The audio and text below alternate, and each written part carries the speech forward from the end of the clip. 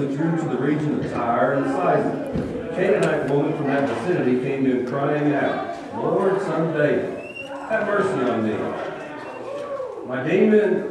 My daughter is suffering terribly from demon possession. My demon-possessed daughter is suffering terribly. I already want to write it. It's a problem when you write it in two different versions, you just start making up your own, which is not good when you're reading. What demon possession? There you go. My daughter is suffering terribly from demon possession. Jesus did not answer a word, so his disciples came to him and urged him, send her away, for she keeps crying out after us. And he answered, I was sent only to the lost sheep of Israel. And the woman came back and knelt before him and said, Lord, help me. And he replied, it is not right to take the children's bread and toss it to their dogs. Yes, Lord, she said, but even the dogs eat the crumbs that fall from the master's table. And Jesus answered, Woman, you have great faith. Your request is granted, and her daughter was healed from that very hour.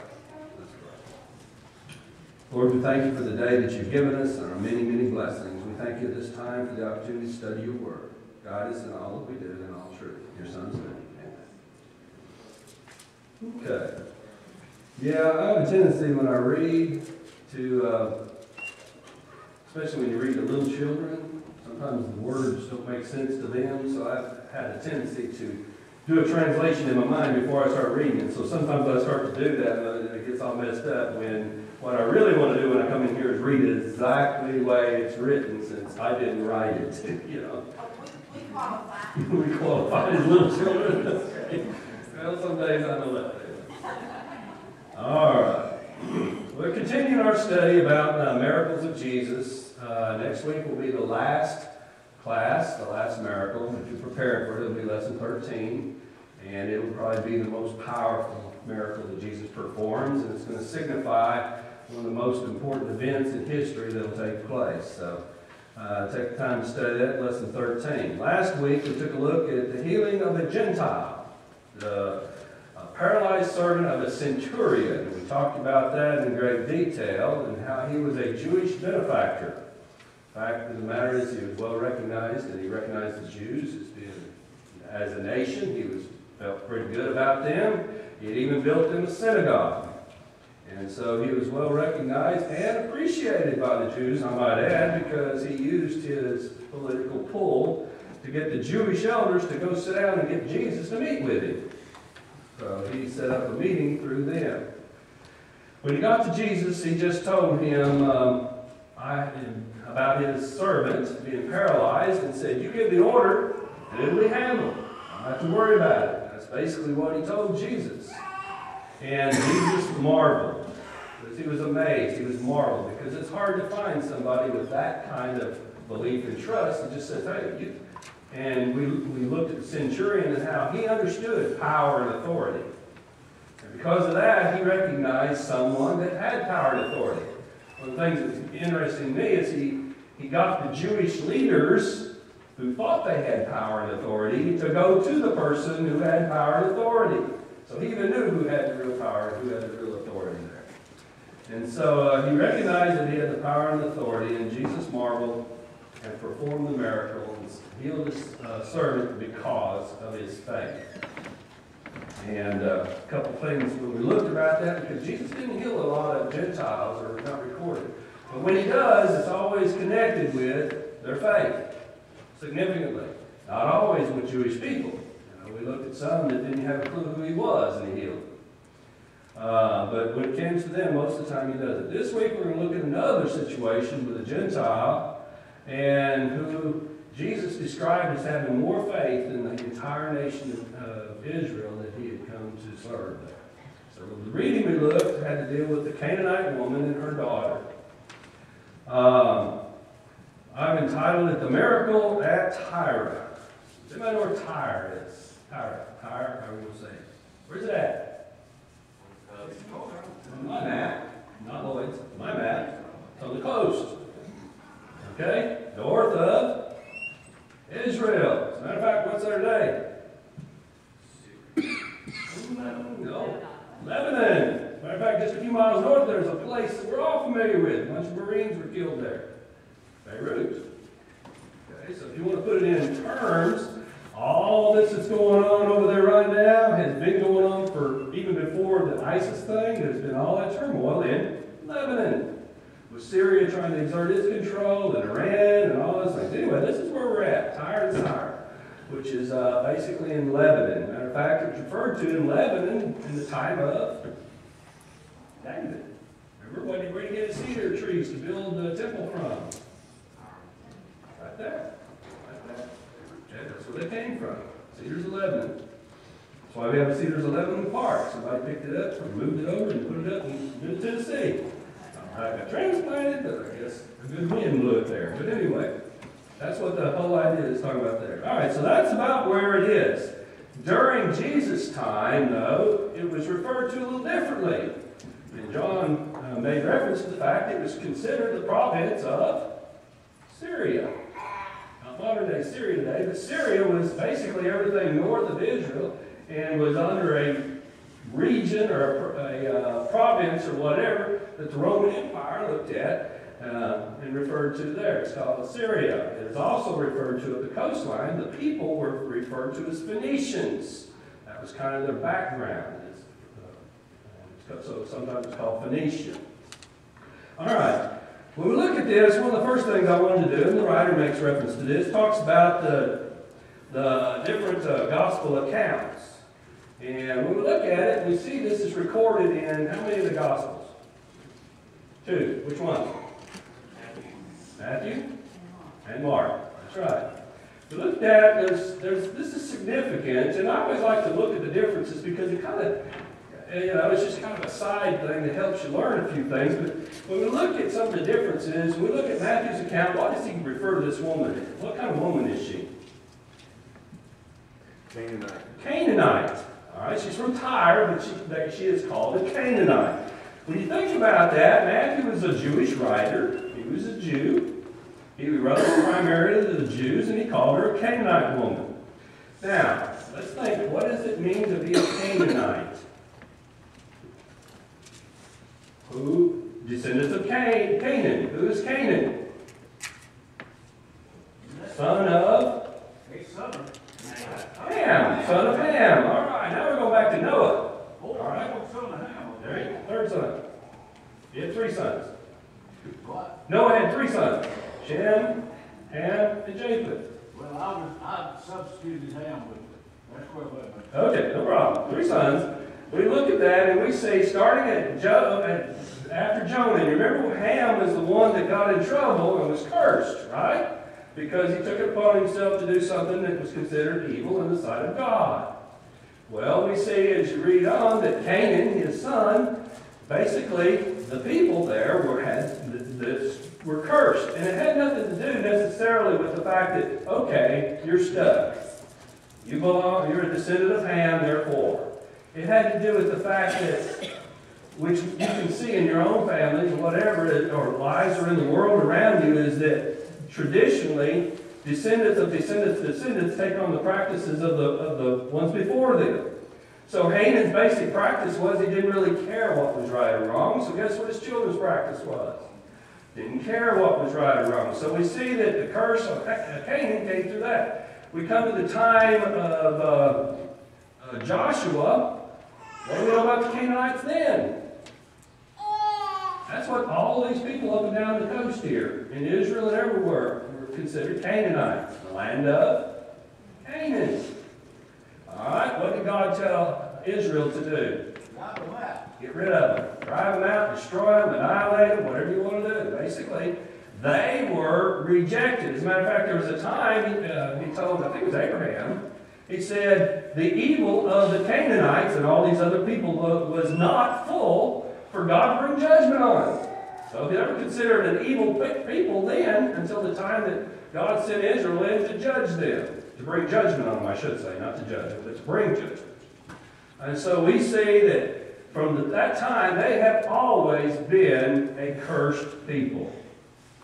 And they were supplanted in the land because of their evil practices and the ones that basically was a part of their whole life and their whole people and everything.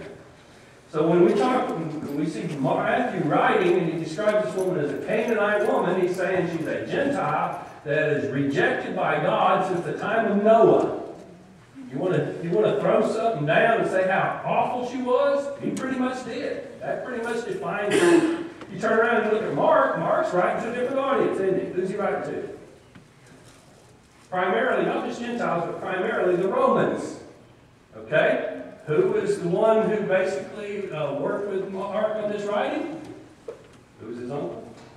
Peter. So when you think about this writing, think about Peter.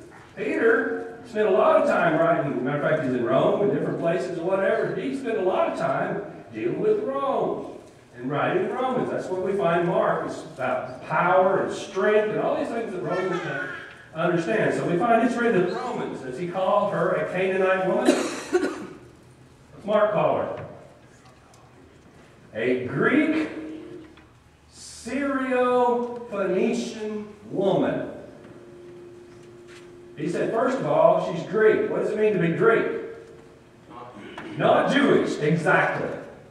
Exactly. Not Jewish. So when he writes to these Romans, he's saying she's not a Jew. And if you're not a Jew, they all understood, look at the conflict that took place for about 100 years there between Jew and non-Jew, and all the Roman world, the destruction and all the problems that were caused by that.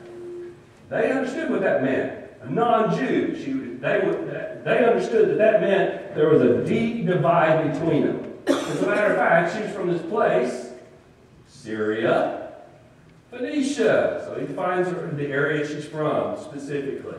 So when we see that, he describes it a different way in order to do that. Now, when we think about that, the Bible makes reference to this. If you go back, and I think the writer referenced Ezekiel in there, it's Ezekiel 28, if you want to read it sometime. Ezekiel 28, we find Ezekiel's talking about judgment going on God's people, but also all the peoples around. It's going to happen because of the sin and stuff. And when he does, he describes judgment on Tyre. Okay? And so when he starts describing judgment on Tyre, he starts talking about, and he describes Tyre as, these Phoenicians up here as being wealthy, powerful, arrogant, because they became the sea travelers and the merchants and the connectors of the world pretty much for years because of their seaport base there. And so because of that, they felt like they were somebody special. As a matter of fact, the words that Ezekiel said was, he called them, I am God. That was their attitude, in quotes. I am God. So we see that when it comes to describing these people, they were that. And because of that, Ezekiel says that God is going to do what to them? He's going to crush them like a bug, and he's going to remind them how human they are. Basically, he's going to make them understand they are not God, but just nothing more than a man. Go on and read the rest of the chapter, the first half of that, the latter half of that first chapter, and it describes what he's going to do when he brings them the powers in to crush them, which incidentally they've been in that position ever since. Okay? Now, but in addition to that, it's kind of a reference from there at the middle of the book on down. He describes them as one who was in the garden betraying or tempting and deceiving Eve because of his arrogance. So he basically describes Tyre, the king of Tyre, and those people as being, thinking they're like God, but they're really like Satan. That's basically what he says. Because of that, they're going to be the rule. So when we see this writer, Mark, writing, he's trying to describe the distinction of how they are, but basically says, from a Jewish standpoint, God said they're a doomed people. Yes, sir? Why was it okay for Israel and them to trade then? If they were... Israel did a lot of trading. It was not necessarily okay, but on the other hand, there was no... we see that David and Solomon and all those did it. I don't know. They dealt with the Gentiles. The Jews were not a evangelistic organization. Right. It was a nation. But in general, they were the Jews made their wealth by trading from all the other countries. And so, if it was to their financial advantage, they did it. But even in the law and stuff, it talks about how you deal with brothers and how you deal with non-brothers. So it was okay, I guess, to do it to some degree as long as you didn't get sucked in by it. And the problem they had in a lot of places was they got sucked in by it, or they tried to use it for a wealth advantage to take advantage of them. The last two writers, Luke doesn't mention it. Good guess, why not?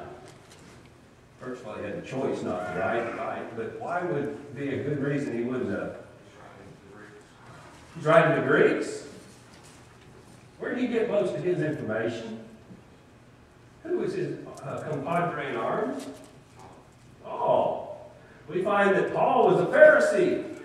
Paul came on the scene later in Jesus' ministry, and he was in Jerusalem and all these things. Where does this take place?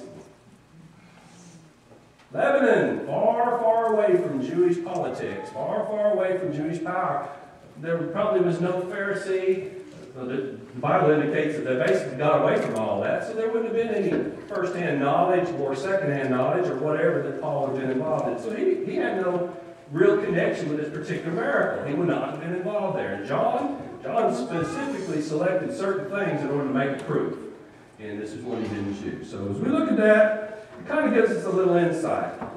As we look at the actual event that took place and we look at the setting, first of all, we find that Jesus went there. Mark says he went there, but Matthew says he did what? Withdrew. There's more to just going there when you withdrew from where you're at. What was going on with Jesus? He's being pressed to be made king, to be powered, to be hassled. All those things was just the pressure and everything. Historically, a little bit before, sometime before that, is when they fed the 5,000 and all the events. John the Baptist had been executed. Some of those things had taken place, and here he was, and the Bible indicates that he withdrew. As a matter of fact, to feed the 5,000, he withdrew for a night. He went on a mountain. Here it says he withdrew, basically from the politics and all the bustle and all the things that were going on. He withdrew. Now, if you're going to withdraw from all that, where are you going to go?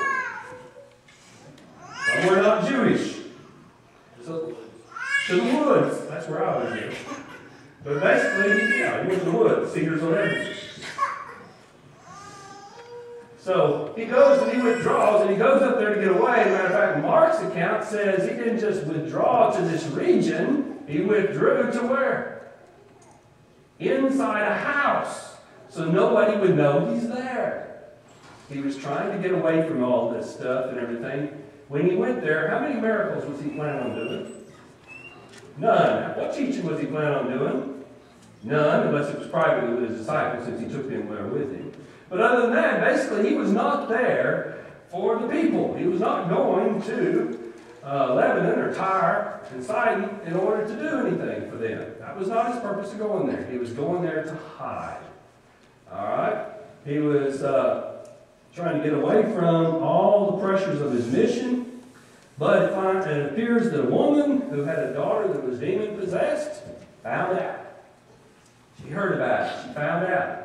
So his name must have rang some bells. So there must have been some publicity going along that even went so far as up there about this guy named Jesus.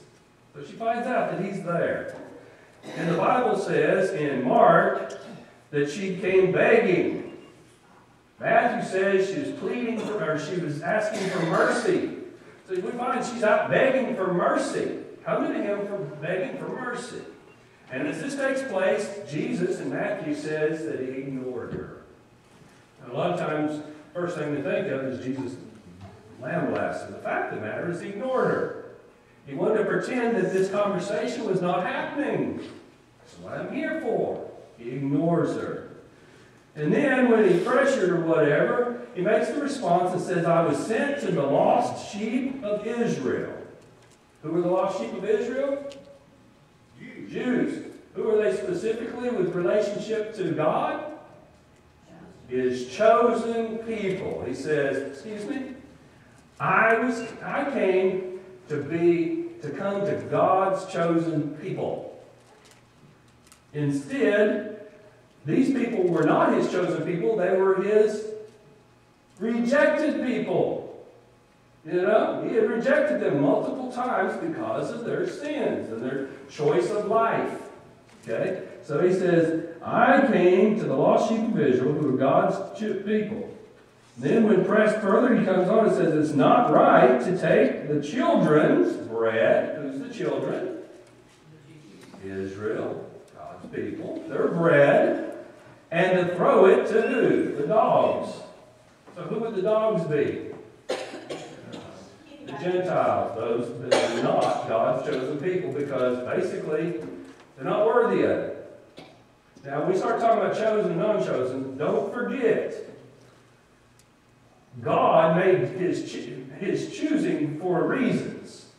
But the bottom line is, just like Paul said in Romans, God chooses who he chooses. Okay? He has the power to make choices. Some people wonder whether that was a just choice to pick this one over that one, you know. Why pick Jacob over Esau, or why pick this or pick that? Well, the Bible says clearly that God has the right to make the choice. Now, the reality is, without second-guessing God, he had a reason for making that choice, okay? And that's a situation we need to know here. So these were not his chosen people. And he goes on and says, toss it to dogs. He wasn't trying to say, you're a dog, you're a scumbag. He was just basically trying to point out the very clean defining line. God's chosen because they obeyed or are supposed to be his people, follow him, versus the dog or the one that doesn't count for anything. It's probably also giving her faith a place to come from. Could be. Not just, he knew her heart. True. And Giving her a chance to rise to the challenge by actually saying, yeah, why? Why would I really do this? how much does she want it? Okay. Yes, sir. Why wasn't the centurion told the same thing? He wasn't a Jew. Right. And that happened prior to this. Or at least in Matthew's account it did. So why wasn't he told the same thing? My opinion? Yeah. That wasn't the lesson. What was the lesson from last week? The centurions knew who had the power and put his faith in the one who had the power and the authority, and that was the lesson from the centurion that Jesus taught and dwelt on. The lesson here today is different than that. The lesson here is for her to, as we're going to find out here in just a second, has to do with a distinction here. And how does that distinction fall into play? I think that was the main reason that this was pointed out and written that way. Or not written that way, but why Jesus dealt with it this way. Every time Jesus does something, and this is one thing, when I haven't taught this class much, but when I talk about it, is the miracles are not to do what? We're going to talk about that if we get enough time in more detail, are not for the benefit of doing what? Healing. Healing. He didn't come to heal people. He came to heal souls. So everything he does, whether it's healing this woman or the centurion, had another motive. Right. And it was to show and to teach these other people, everyone that was around there, and us, because it was recorded, something about that mission. And so as we look at this a little bit, we're going to see here that how this plays into it. But before we do that, one of the last things she does is Jesus, her response was, now wait a minute. Okay, it's not right to give it to dogs, but even the children should get the crumbs. She recognized that Israel was, in fact, God's people, but even so, there's leftovers that come from the crumbs of the table, and mercy should be given to them. And because of that, he says, woman, you have great faith, and your request has been granted. So we find that he does that. He also says first, Mark's one who writes this, let the children eat and then their dogs. Probably one of the reasons he says that is he's trying to remind these Roman readers of this distinction Jesus was trying to make. Why he came first to who? Jews, but later he would come to them. He gave, the prophecy said that he would come to the children first, but that they would reject him, and then he would go to the others. And so he's fulfilling prophecy by what he's doing here. Okay. I think when Jesus went there, he had every intention of healing, of the healing going on that is done here. He had every intention of it because he knew her heart. He knew what was going to happen. That's true. From the standpoint, he knew what was going to happen. Yeah. But it was. Well, show the difference and also to see, to let her faith be seen. I don't think it's so much about, this is my opinion, I don't think it's so much about him coming there to show that he was going to the lost of Israel, because I think that's shown through the bigger picture as he does it. But even though it does, that's one of the things he tries to define here. Let's look at what I always call, Paul Harvey always calls the bigger picture. What is written right before both of these? See, a lot of times we take a verse out of context. What is recorded right before this event? And both Matthew and Mark, they write about an incident where his disciples are eating corn and they didn't wash their hands. And Jesus jumps on, and they jump on Jesus and say, wait a minute, they're putting unclean stuff in their mouth. They're feeding themselves with unclean hand. And Jesus says, wait a minute, it's not about what's clean or unclean that goes in your mouth, because it's all going to come out not clean. And he makes the allusion and goes right on and says, as a matter of fact, y'all have vain worship and vain teachings, because all that stuff goes in, but it's spiritually, but it's coming out unclean, because your actions are such that they do not go along with what God has said. They're in vain. And so it's, yeah. The biggest mistake the Jews made, they added what God didn't add. They added hand washing and 400 hedges to keep them from sinning.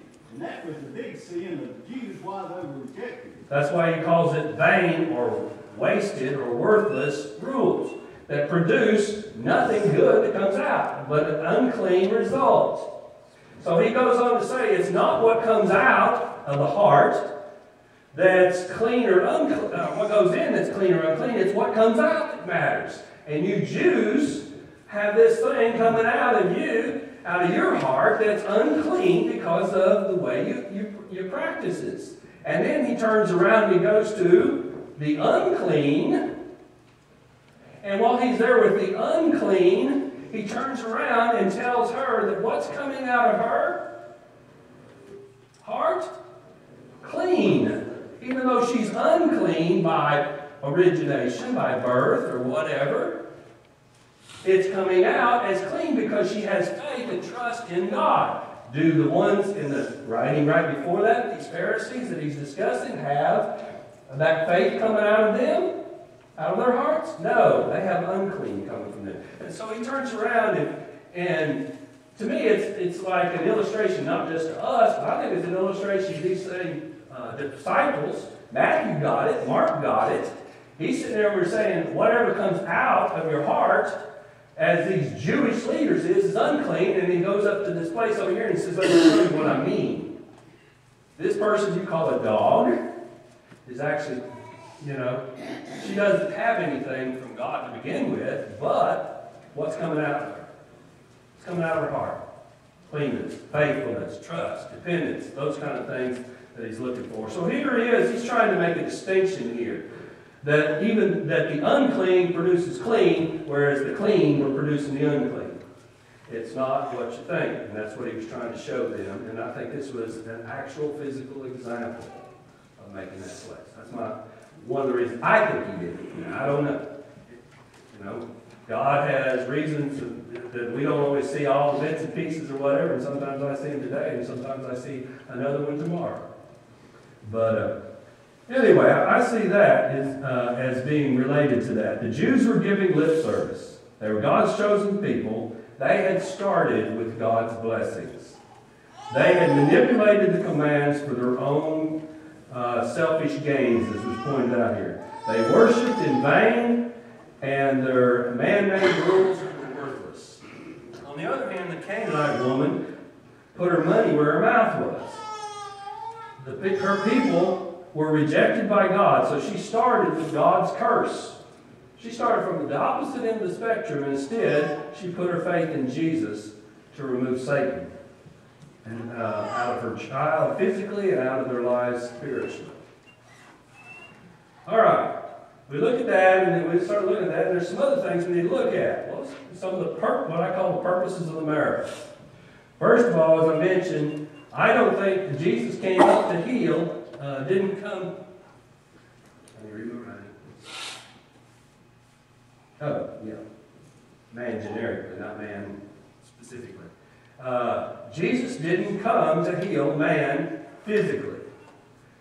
A lot of times people think about all the miracles and all the things he did, and what did the Jews look at?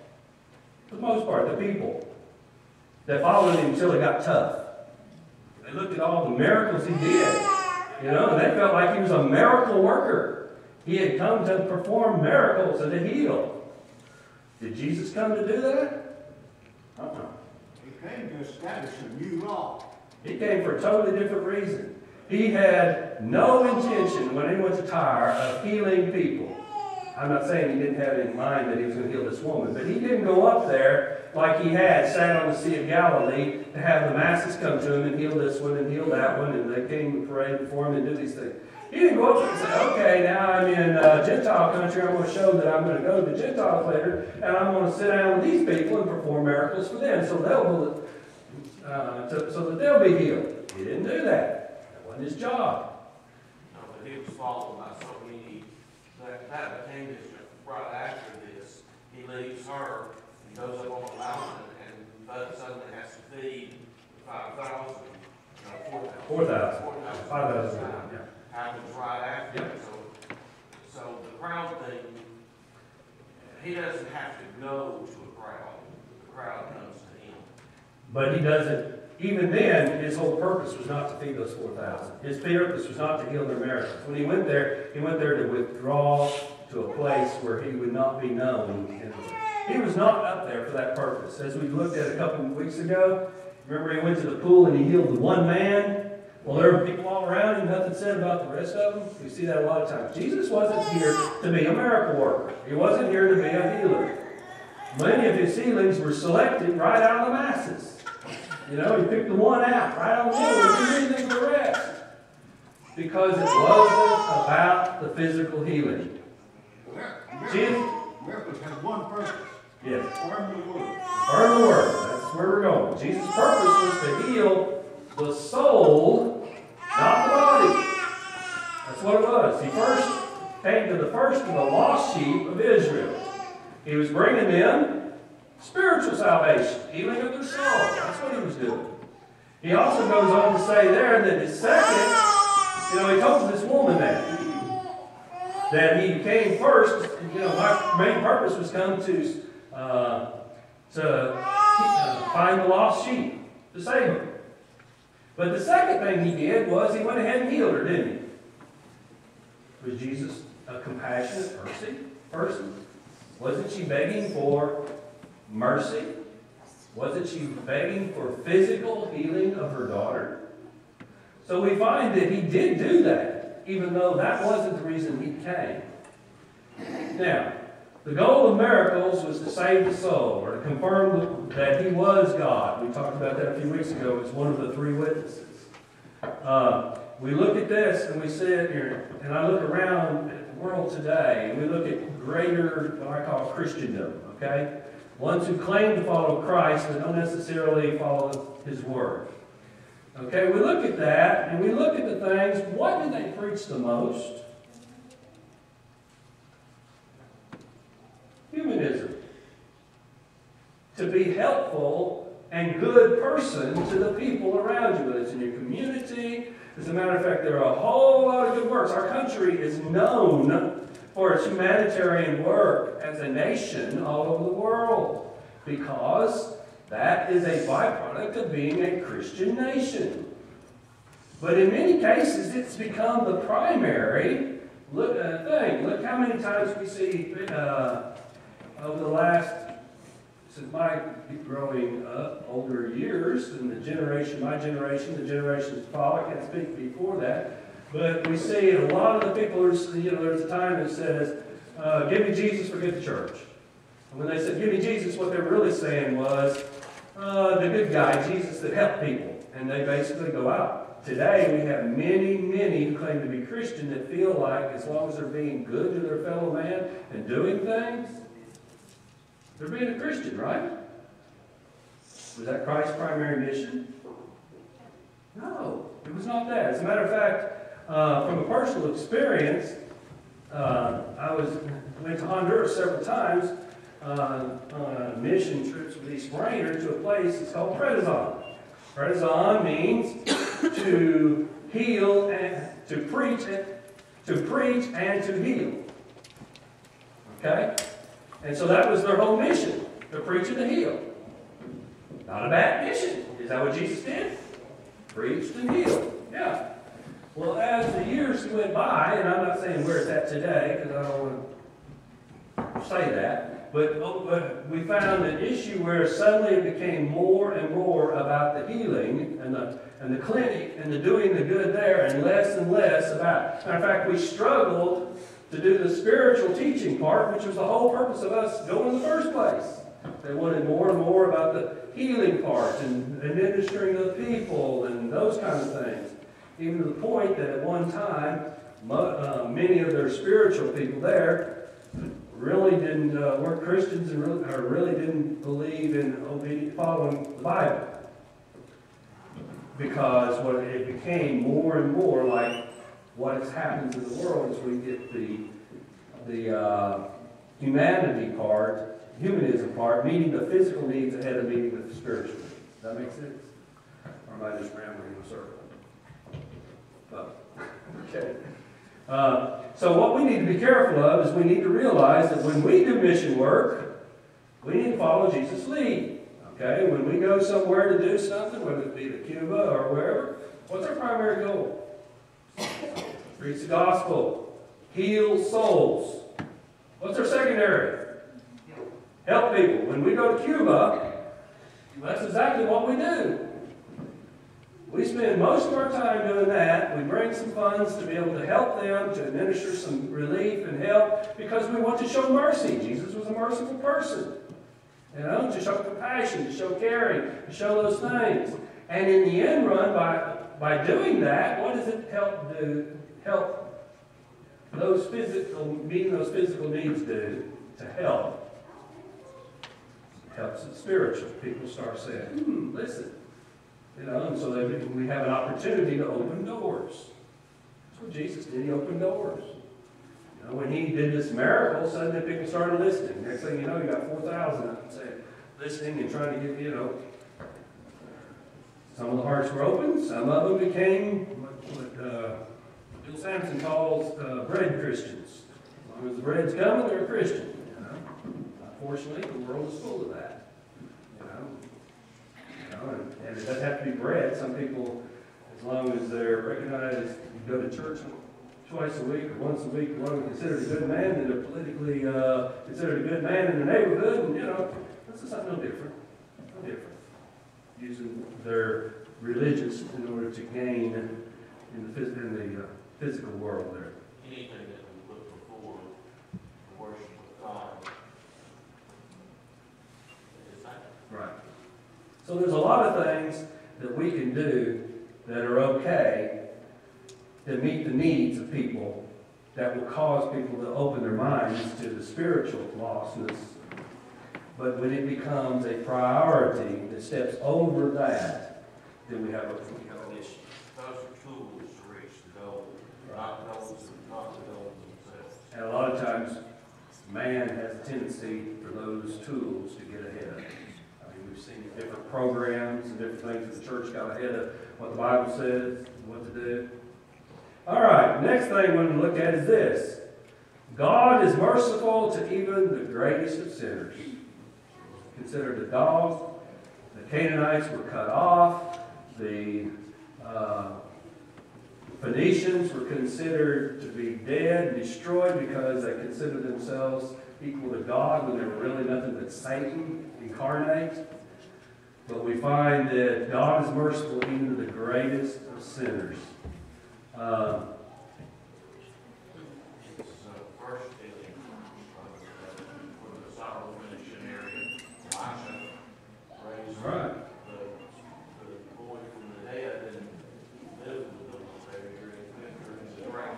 Okay? It's true. So the thing that we need to understand is God doesn't write anybody off. As a matter of fact, the Bible says God is long in patience, long suffering. He's patient. Look how long the Canaanites lasted in all their evil before God finally brought judgment on them. Look at how long He's been with us before He brings judgment on us. You can take that us in whatever definition you want to use. The fact of the matter is, God is patient because He doesn't want anyone to be lost. That's the bottom line. No matter what we think, and no matter who's cursed and who's rejected, and what's going to happen, but He makes it clear there is a time when that'll take place. But He desires that in His great mercy. That's why the gift of Jesus and His sacrifice is referred to as grace. What is unmerited favor? Okay. And the last thing is this, is God's mercy is always, I repeat, always contingent upon faith.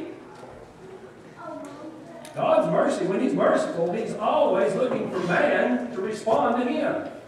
They don't have to save themselves. They don't have to do anything magical. They don't have to do anything because they can't. But His mercy always comes because of faith. Their heritage did not give the Jews a pass. It did not make them clean. The heritage of the woman did not doom the Gentiles. And make her unclean. Okay? Because of her heritage. The result in both was faith, trust, and dependence on Jesus is what brought mercy, what brought grace, what brought forgiveness. It's always contingent upon putting trust back where it started in the garden, back on Him. All right, any last comment? Next week, lesson 13. After that, we're going to jump back in the Old Testament and look at Samuel. Okay. All right, thank you.